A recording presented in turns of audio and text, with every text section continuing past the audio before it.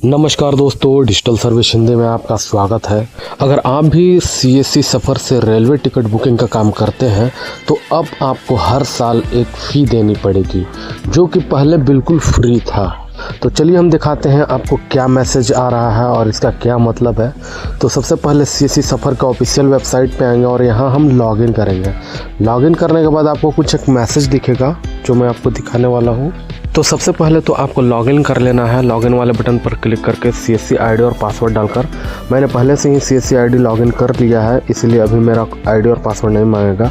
तो देख सकते हैं यहाँ पर एक पॉपअप निकल कर आया है जिसमें आपको एनुअल एक्टिवेशन चार्ज के बारे में बताया गया है, जो कि एनुअल एक्टिवेशन फीस 236 रुपया है, इंक्लूडिंग ऑफ GST। यानी GST के साथ आपको हर साल 236 रुपये का फी पेमेंट करना पड़ेगा अगर आप IRCTC अपना ID चालू रखना चाहते हैं तो। और देख सकते हैं यहाँ वैलिडिटी पीरियड जो रहता है आपका 1 अगस्त 2026 से लेकर 31 जुलाई 2027 तक रहेगा। और नोट में देखिए लिखा हुआ है the validity will remain up to 31 July 2027 in respective of the date of renewal even if you renewal after 1 August and validity will still expire on 31 July of the applicable cycle. ठीक है, तो कहने का मतलब है कि आपका ID का एक्टिवेशन जो है 1 अगस्त 2026 को समाप्त हो जाएगा।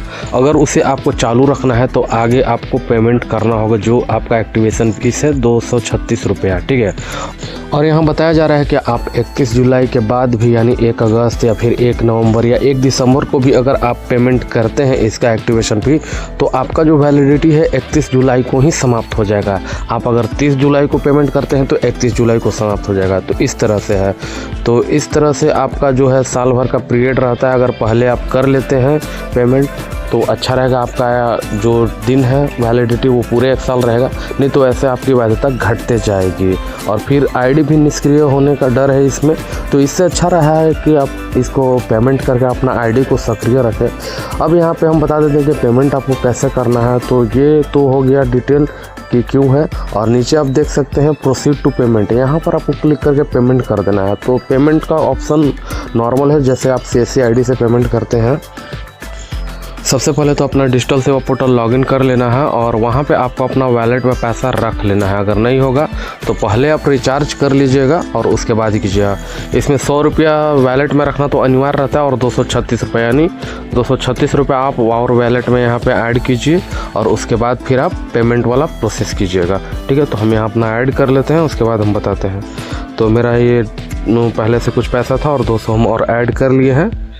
तो यहाँ देख सकते हैं मेरा बैलेंस हो गया है 376 रुपया। अब हम यहाँ से पेमेंट करते हैं। तो यहाँ प्रोसीड टू पेमेंट वाला है, इस पर हम क्लिक करेंगे। उसके बाद ये रिडायरेक्ट हो जाएगा CSC पेमेंट पेज पे। ठीक है, यहाँ से आप देख सकते हैं अमाउंट लिखा हुआ है 236 रुपया। यहाँ पे CSC ID का आपको पासवर्ड डाल लेना है और नीचे वैलिडेट पर आपको क्लिक करना है। वैलिडेट पर क्लिक करने के बाद आपको जो वैलेट पिन होता है वो डालना है और पे पर क्लिक करना है।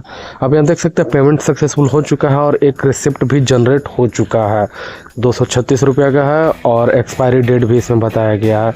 तो इसे सेव करके रख लें, भविष्य में आपको काम आएगा।